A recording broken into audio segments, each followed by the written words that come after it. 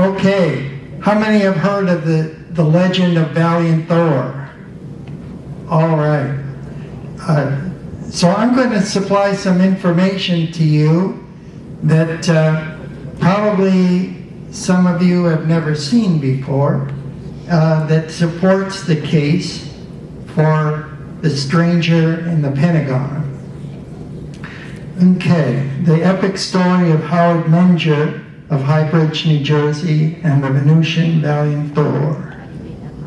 Okay, it's no longer just about lights in the sky, but lies on the ground. I just wanted to quote from a poll that came out in just a couple of weeks before the big revelation on the 25th of June of 2021 in the congressional hearings, that some of the UAPs, unidentified anomalous phenomena, exhibited a high technology previously unknown on Earth, but they weren't quite ready to say that they're flying saucers or UFOs. They weren't of an extraterrestrial origin.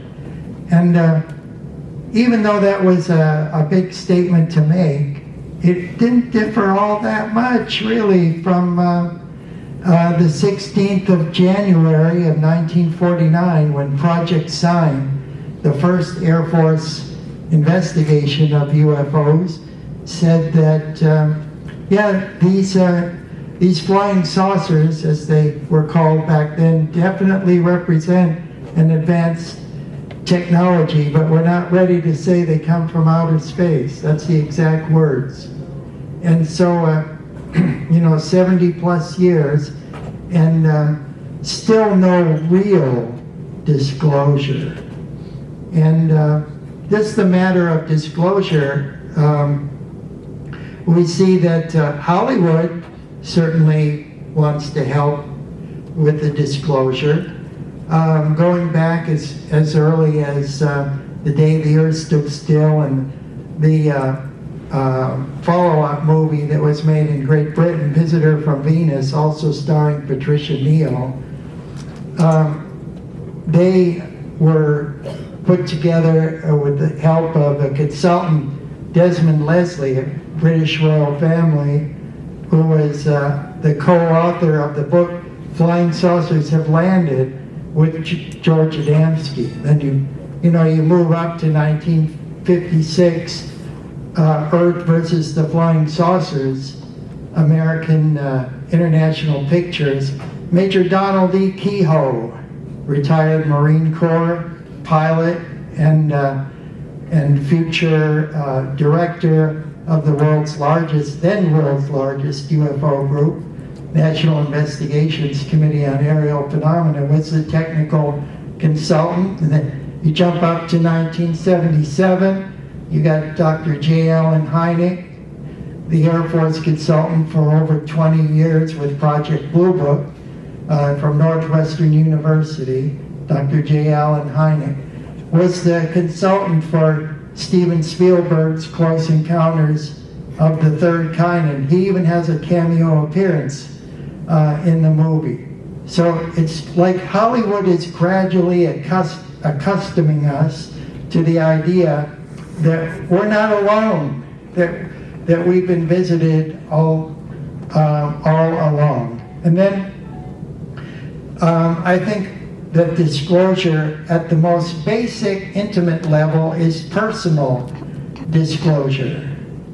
Personal disclosure, and I say that because this poll that was taken right before the congressional hearings in 2021 said that 80% of Americans believe that UFOs exist. They're convinced that UFOs exist. 50% have seen an unidentified flying object, but get this, 15% have actual contact or experience of contact at one level or another with extraterrestrial or ultra-dimensional beings. And that was a serious national poll. So it's almost, you could say that when the disclosure finally comes around, and it will, it's bound to happen, but it'll be more of an afterthought because so many people have experienced the truth for themselves about the reality of extraterrestrials, ultradimensionals, and UFOs, UAPs. So that's a preface here to the Valiant Thor revelations. There's a nice movie that was made, it's only 23 minutes long, by my friend Mr. Campobasso, the director, Craig Campobasso out in Hollywood, from the crew of Days of Our Lives, and they played the roles of the extraterrestrials in the movie. This is the poster for it. That's also the title of Dr. Frankie Strange's book, Stranger in the Pentagon, which details the information about his friend from Venus.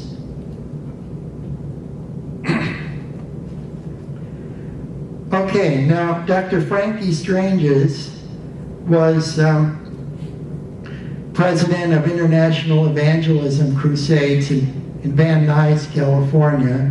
He grew up in New York City, and he went to seminary school in Minnesota, and he believed that extraterrestrials and aliens, or even ultradimensionals, were the same thing as angels, and also the bad guys were demons. And a lot of people, it seems, in the religious community also believe the same thing. In the Reverend Billy Graham's book, Angels, God's Secret Agents, it's on page, let's see, that's published in 1975, on page 25. He said, "Don't be surprised if angels arrive on Earth in flying saucers." Seriously. And that's exactly what Dr. Frankie Strange's believed about Valiant Thor, that he was an ultra-dimensional being from a lighter density, or maybe the astral realm of the planet Venus. This summer I'm going to, in June, I'm going to address a conference in Memmingen, Germany, and I'll be there with Frank Jacob and some other people in the European side, and I'm going there with Omnik Onik, and then we're going down to the castle, Hohenfels Castle on Lake Constance, and we're going to talk about that because Omnik is herself an emissary from Venus, so she's going to have a message from a higher ultra-dimensional realm. Okay, and then we go. This is the Honorable Paul T. Hellyer. He was a defense minister in Canada from the early years of the 60s up through 1964. With the Pearson administration there, and the liaison to NATO, the North Atlantic Treaty Organization. And on Russian TV, he admitted there exists a galactic confederation of light. And he said that there are members of this galactic confederation that are here on the Earth, and that there's at least 80 species of extraterrestrials that are here living and working among us. Here's a quote also that he said, "Some of them look just like us. They could walk by in the street and you wouldn't even know, it."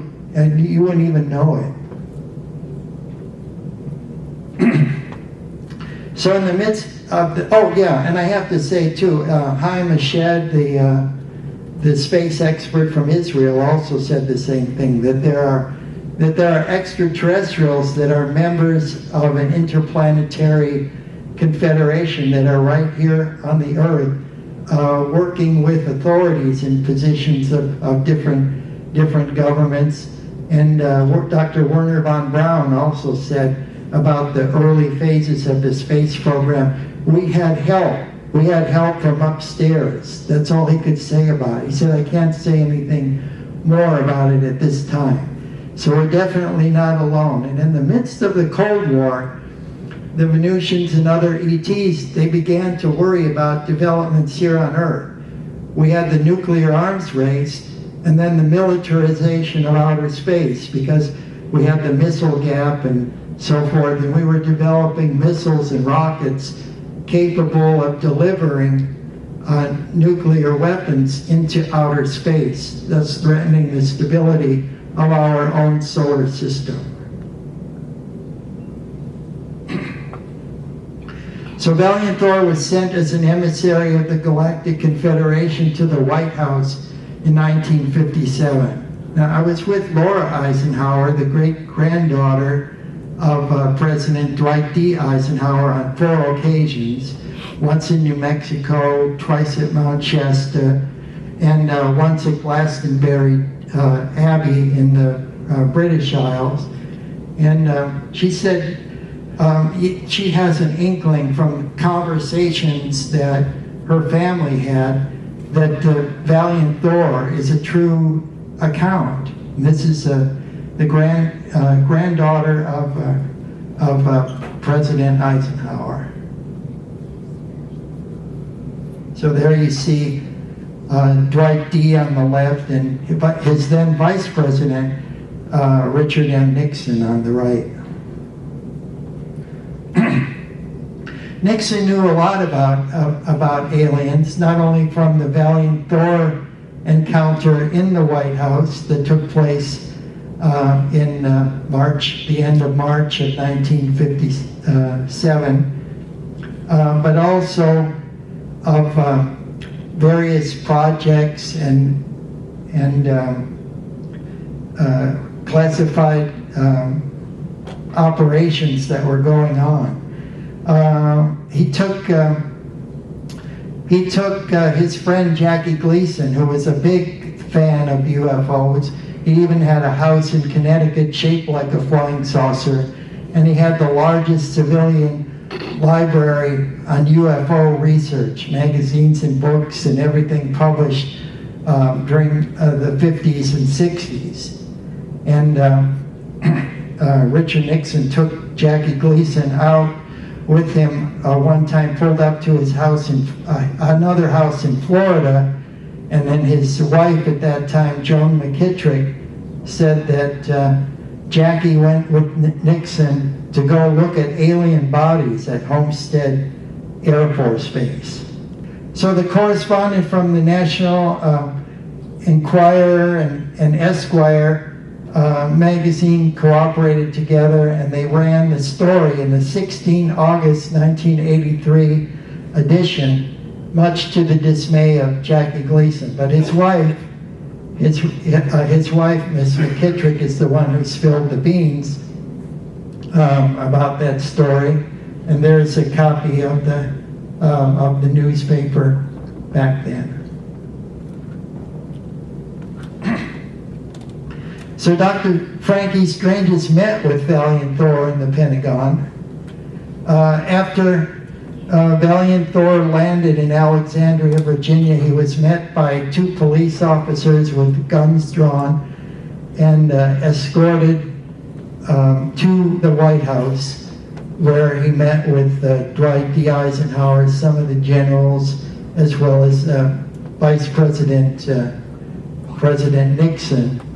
And then when Valiant Thor was living in the Pentagon itself, there was a woman working in the Defense Department in the Pentagon named Nancy Warren. That's an alias to protect her identity. She told Dr. Stranges, who was there for the International Evangelism Crusade, he was in Washington at that time, if he would like to go meet a real extraterrestrial. And so he went with her. He got a pass to get in there, and she told him what room he was in, and he went there and met with him and interviewed them. And the whole story, the whole complete story, which is very intriguing but complex one. It's in my first book, Venus Rising, A Concise History of the Second Planet. Okay, this is an artist's conception of a mothership or carrier ship surrounded by scout craft. So Valiant Thor arrived in the solar system from Venus in a mothership, and a mothership can usually deploy about 24 scout craft. They operate in the vicinity of planets in their planetary magnetic fields, or in the vicinity of the mothership itself. But the mothership or the carrier ship has to go under its own power between planetary systems. And when you look at the scout craft, they light up like Christmas trees because they ionize all the atmospheric particles around them with the magnetic field, engaging the magnetic field of any particular planet. So Valiant Thor arrived in Alexandria, Virginia, on board a scout craft. He was let out, and then the scout craft immediately took off and rendezvoused with a mothership similar to this one. Back in the 1960s, that's me on the left, I was the editor and publisher of the Flying Saucer Report. And this article appeared in the National Enquirer. And then I'm standing there in front with issues of it, and then holding up a picture of a saucer similar to the one that my first UFO sighting was with the Boy Scout troop, and we saw like a disc-shaped object swoop down and hovering over a railroad trestle in Walton Hills, Ohio. So that inspired me to get in contact with Earl J. Neff, the director of the Cleveland Ufology Project. And then later on, I traded publications with Gray Barker, Jean Duplantier up in Canada, Saucers, Space and Science, the editors of UFO Nachrichten in Germany, and Flying Saucer Research, and Mr. Gottschall, and the people in Australia. And so this is where I got my UFO files from. And when I turned 65 some years ago, I decided I've got all these files and all these records. I brought with me today. I forgot to take them out from this other presentation. Actual voice recordings of George Adamski. So I thought it's time to put this information out so people will know that it's real. It's not fake. And so that's why I've written a series of books in the Venus Rising series. Now Otto Binder has a lot to play in this.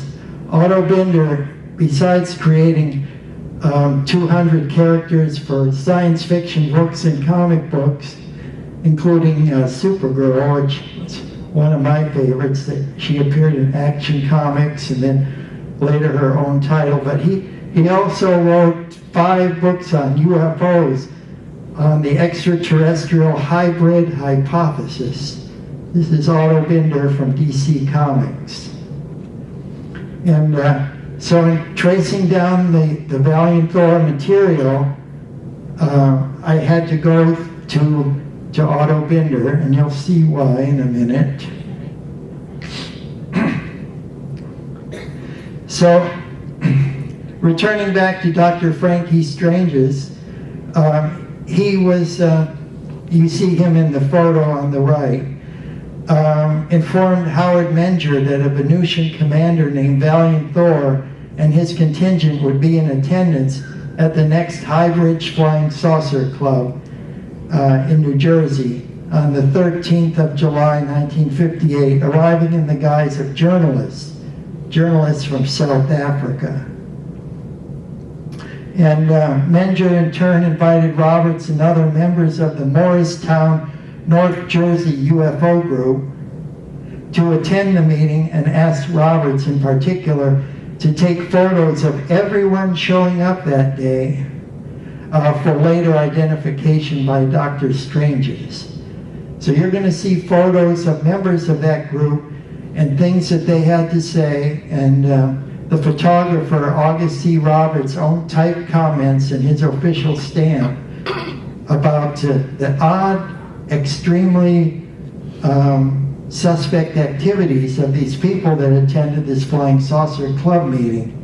And I can tell you that from time to time, the extraterrestrials will show up at various UFO events and meetings, maybe like this one. For all we know, there might be some right here in the audience. Venusians among us. Okay, this is a little bit about Howard Menger, because he plays a very important role in the Valiant Thor story. Howard Menger was born in February of 1922 in Brooklyn, New York, but his family felt that it would be better if they had a more rural and safer environment to live in. So they moved to High Bridge, New Jersey, situated in the northwestern part of the state.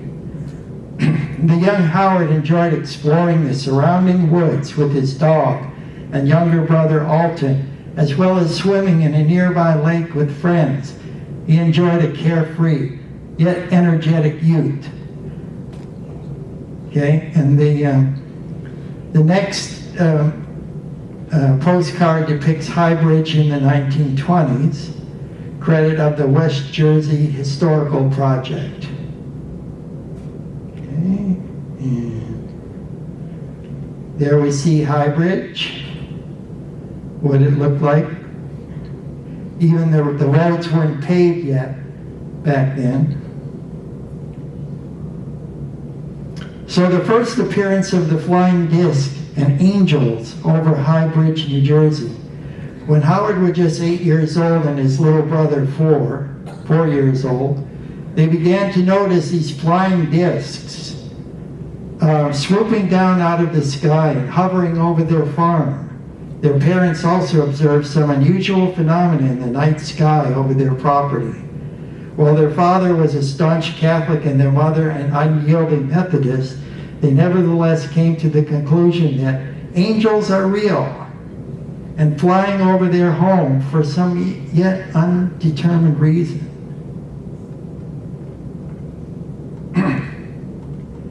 This is a close-up, a painting of Howard and Alton looking at a Venusian scout craft coming down over the hills in the lake outside of High Bridge, New Jersey.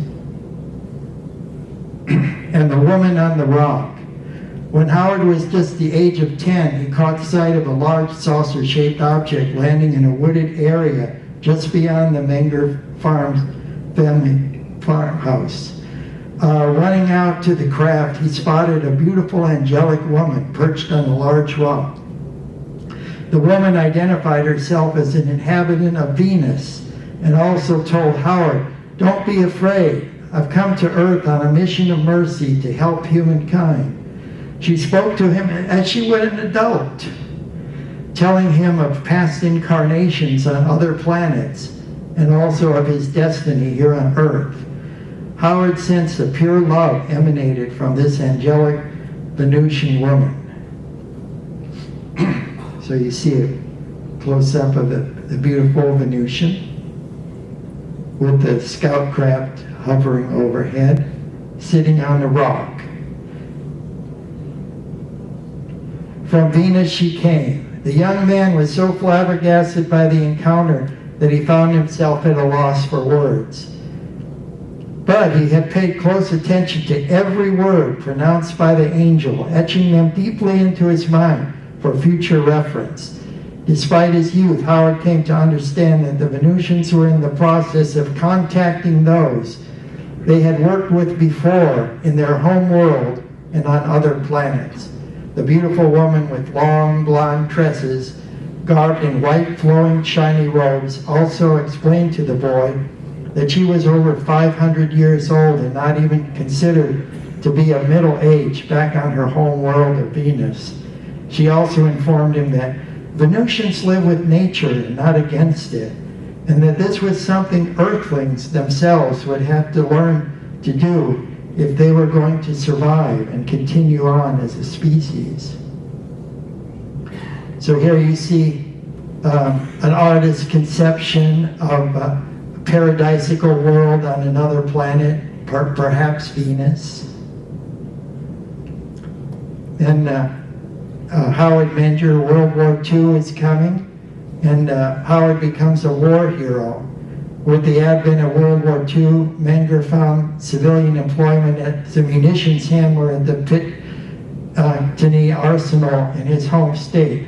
By late 1942, as the war heated up, Menger signed up as an enlisted man, completing his Army basic training in El Paso, Texas, where he was sent to Hawaii and later on to Okinawa as a flamethrower with the 713th Armored Tank Battalion, where he was injured in battle, blinded temporarily, and escaped death on several occasions. Okinawa was the scene of some of the bloodiest fighting that took place in the Pacific Theater of Operations in World War II. So here's a picture of some people from the 713th unit. So World War II comes as a harbinger of worsening things to come. So we think now we have it bad, but you know, our parents or grandparents, they were the greatest generation. They faced a world war on two fronts. And it was while he was in the military that his contacts began again with highly advanced beings from other planets in our solar system, who warned him of future events that would transpire on Earth. The woman appeared again to Menger while he was stationed in Hawaii and said that wars do not exist on Venus, but even when this war is over, your planet will be in great danger if the nations of your planet do not stop warring with each other. So we see the threat of nuclear annihilation, and I have to say though that during the 1950s and early 1960s, before the Non-Proliferation Treaty and everything in 1966, that the presence of UFOs around all nuclear facilities and military bases where there were nuclear weapons was because they were emitting these green fireballs that were radiation neutralizers, neutralizing the ill effects of radiation. And if we were not helped by the extraterrestrials, we'd be a much more mutated species to this day. And the flying saucers were appearing all over the world at that time. The CIA involvement. After the war and upon honorable discharge from the military, Menger returned home to New Jersey, where the contacts with the advanced angelic beings continued, with extraterrestrial craft landing almost continually on his farm in Highbridge. It comes as no surprise that he was contacted by agents of the then newly formed Central Intelligence Agency, whence he was assigned to a top secret mission. Menger and several other witnesses from the North Jersey UFO Club were directed to capture some of these landings on 8mm film, and Menger was required to turn over most of this film to the CIA. I'm going to show you at the end here some of the film that was taken in the Blue Mountains in eastern Pennsylvania, as a matter of fact. Well, Menger felt it was his patriotic duty to help the CIA with gathering UFO intelligence. Many contactees like Menger served as CIA informants, and Lee Munsick's North Jersey UFO Club members aided Howard in these important efforts. And it's interesting when you look back in history as early as 1952 with Project Blue Book.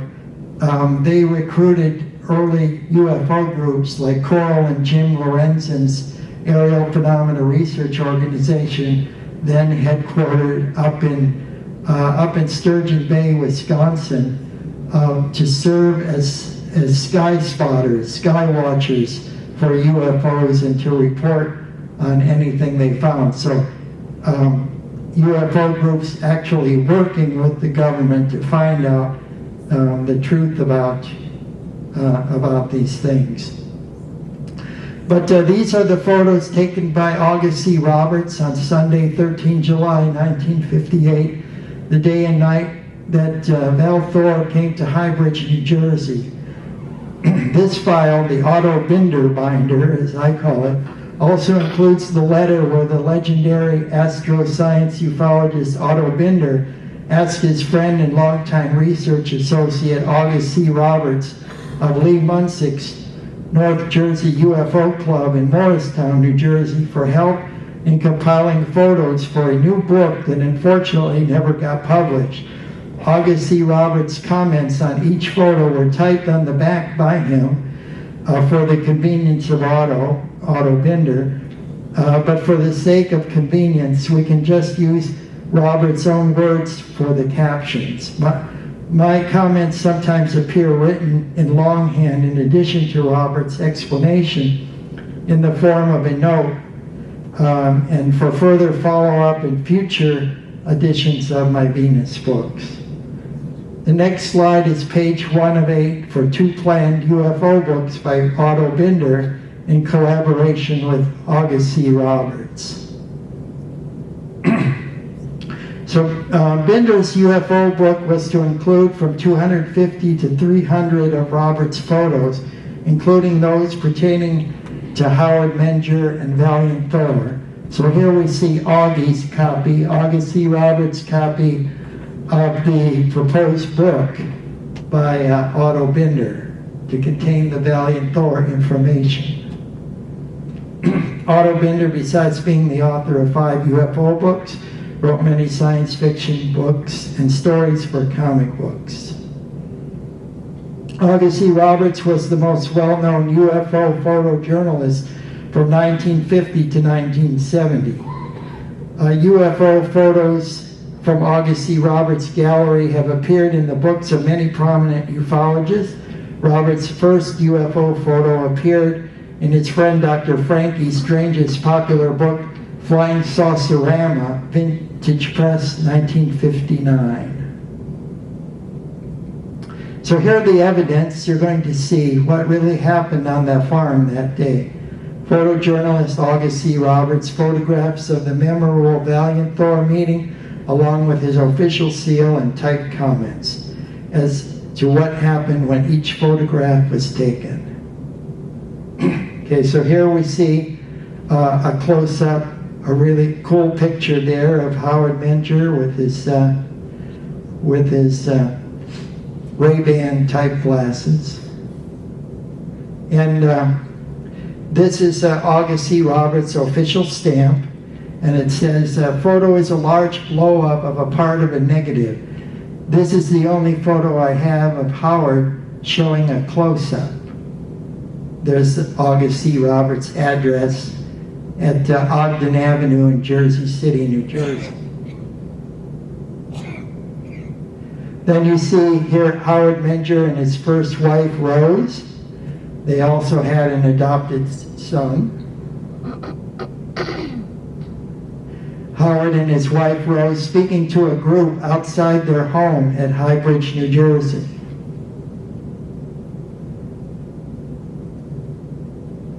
Look at the cars back then. I don't know, what's that, like a Hudson Hornet or something there.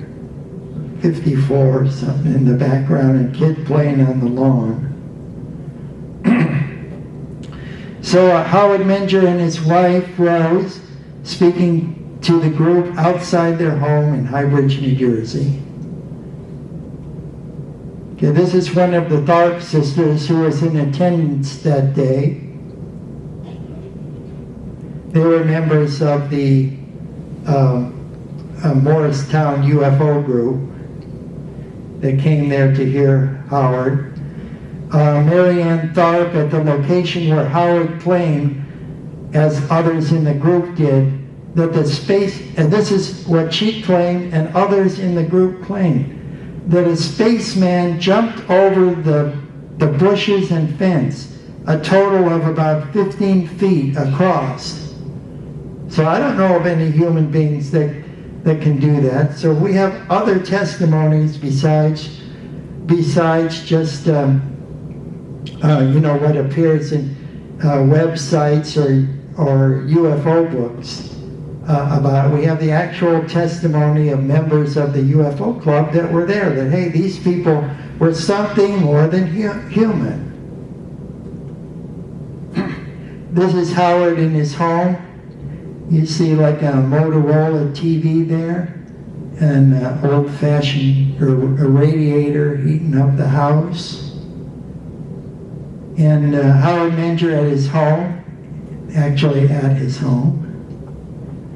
And then these are from the real, actual first photos that were taken. They're not redos or colorized or anything. These are the members of the Flying Saucer Club as they began to show up and take their seats.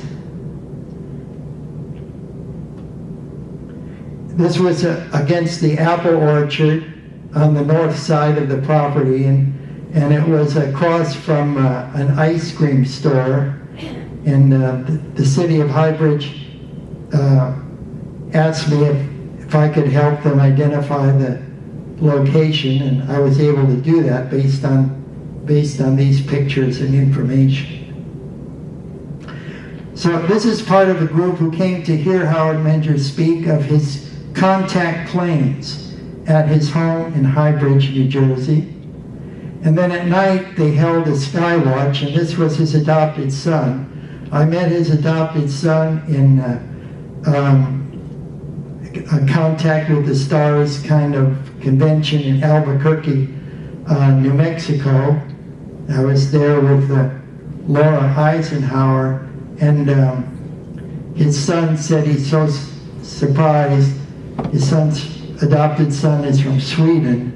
He said he was so surprised that I had all this information about his adoptive family that he didn't even know about. So this is Howard Menger with his wife Rose and youngest son. At this meeting, the son spoke to the group present, telling of a cigar type of spacecraft he spotted outside of his home in Highbridge, New Jersey. Bob Stevens, also of the club, spotted the same object, but he didn't think it was anything special.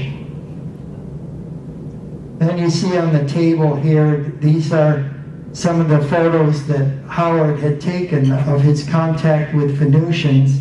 You see a scout craft coming in low and landing, and then the one at the very top is an extraterrestrial stepping out of it.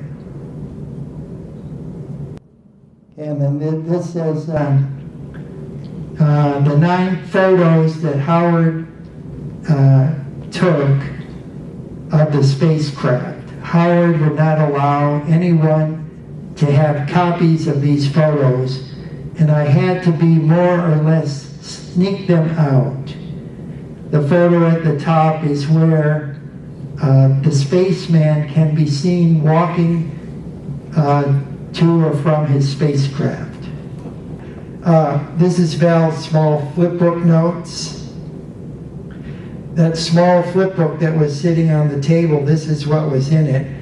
Val Thor marvels with the question mark how George Hunt Williamson, Dr. George Hunt Williamson, an anthropologist, might publicly say that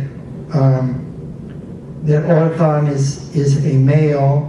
Further cryptic writing punctuated to possibly indicate tongue click insertions because they heard them speaking, all the people there, and they were speaking a Bantu language of South Africa, and these were white folks, and they didn't know how they all knew this language. But then I followed up on this, and I found out that there was a UFO base under the Drakensberg Range in South Africa, and a woman named Elizabeth Clare, who owns a ranch out there, wrote a book about Venusians coming and going out of this mountain and meeting an extraterrestrial named Maton and having a child with him. The book was published in South Africa. It's hard to come by.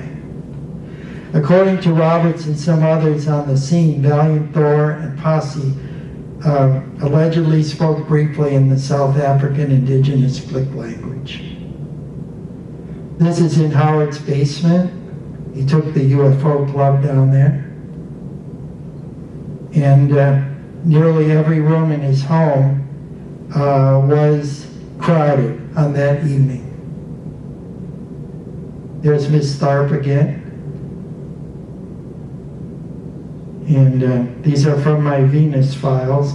Miss Tharp, Marianne Tharp, at the location where she claimed she saw the thought disc while with a group with Howard Menger. So what the thought disc is, and my notes over there, is what George Adamski called a register disc. These were kind of drones that would fly around, kind of hidden out of sight, so they could monitor the conversations of ufologists and government people if they were getting too close to finding out the truth about flying saucers. Adamski called them registered discs.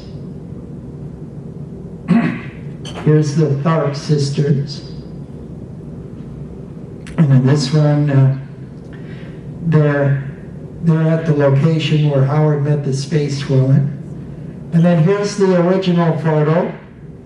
The original photo of, so we go from left to right. You see the blonde-haired woman is Jill.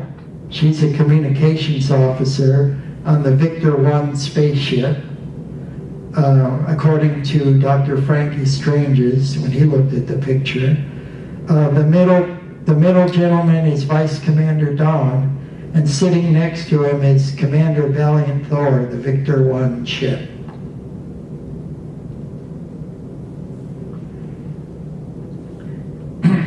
So the women and men next to her were the ones who gave Howard Menger and his wife the 8-hand handshake. See the text. The man on the left is the man who Howard claims was a spaceman from the planet Venus. So apparently they had a way of identifying themselves with a kind of handshake. And so that's some of what follows here is the actual story written by August C. Roberts, typed by him in his own hand, and on a typewriter with corrections and so forth. The Val Thor story. He typed this right after the event. So this is the real thing that happened.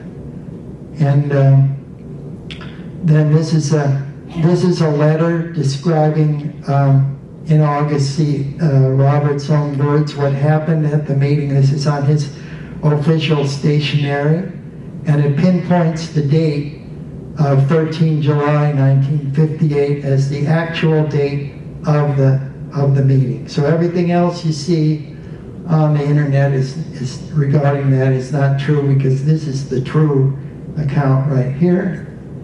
Augie's own handwriting. And then here it is, the Val Thor story by August C. Roberts. And it's from my Howard Menger file. And it's like 13 pages long. Can you read it? Well, you have to buy my Venus books to find out what, in detail what it's about.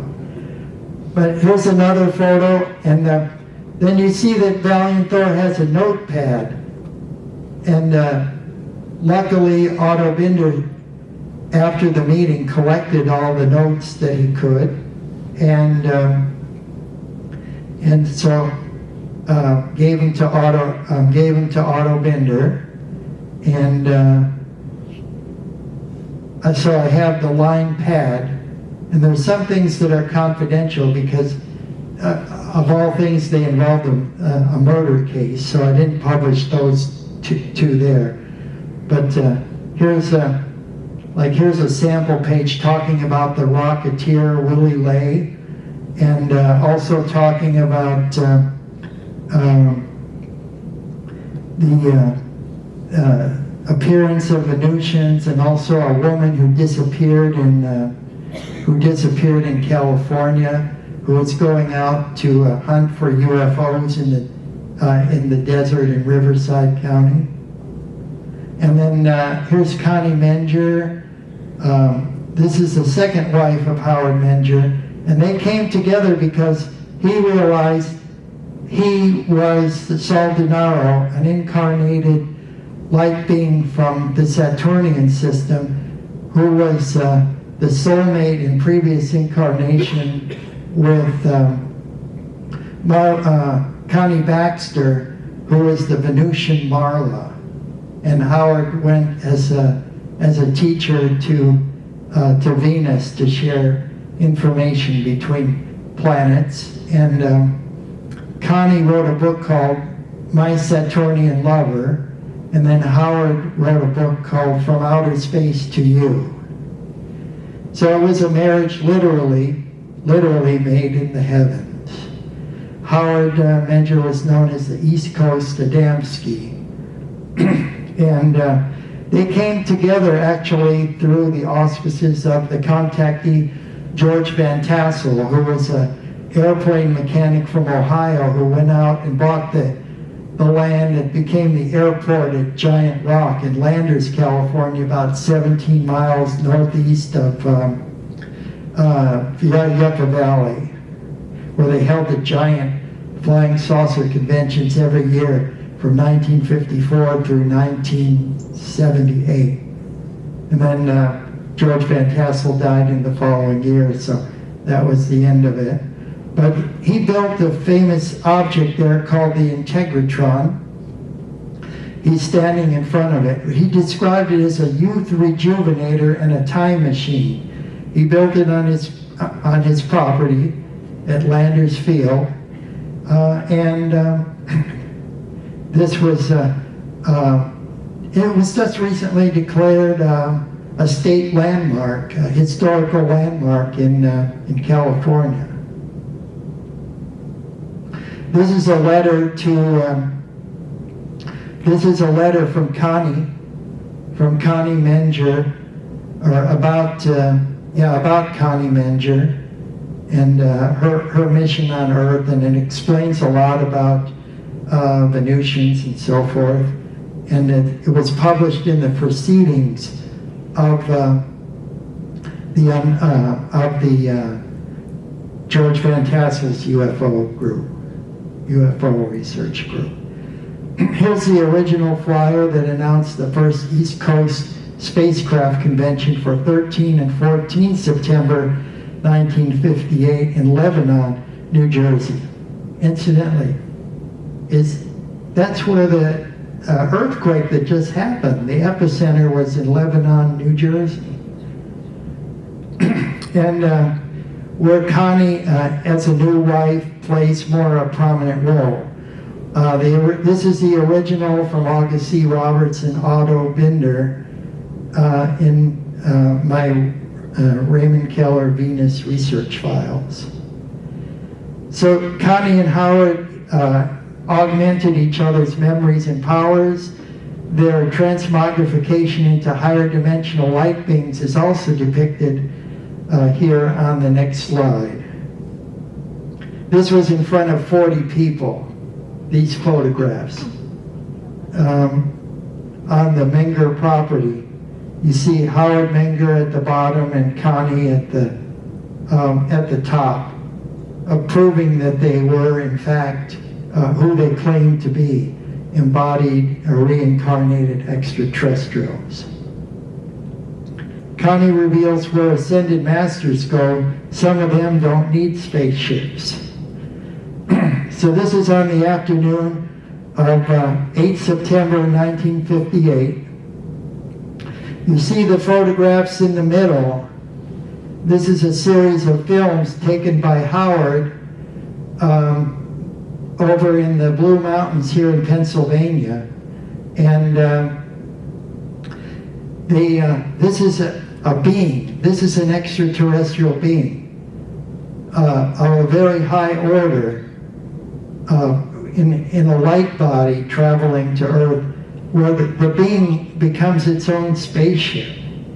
So this is a living entity of light. And then there's Howard and Connie, and you see a higher, like an ascended master, Venusian of some sort, that's manifesting in back of them. And then this is a rare photo of Howard and Connie on their property in the apple orchard there. That was taken by also by August C. Roberts. Howard's Saturnian spirit was captured by Connie's loving Venusian heart and beauty. And for further information, please read Howard Menger's From Outer Space to You, Connie Menger's My Saturnian Lover, or any of Cosmic Ray's Venus books. So thank you very much on behalf of the Venusian hierarchy of light for your kind attention. All righty, thank you so much. I hope this was a little bit esoteric for a MUFON thing, but I hope that you at least found it entertaining and enlightening. Thank you so much.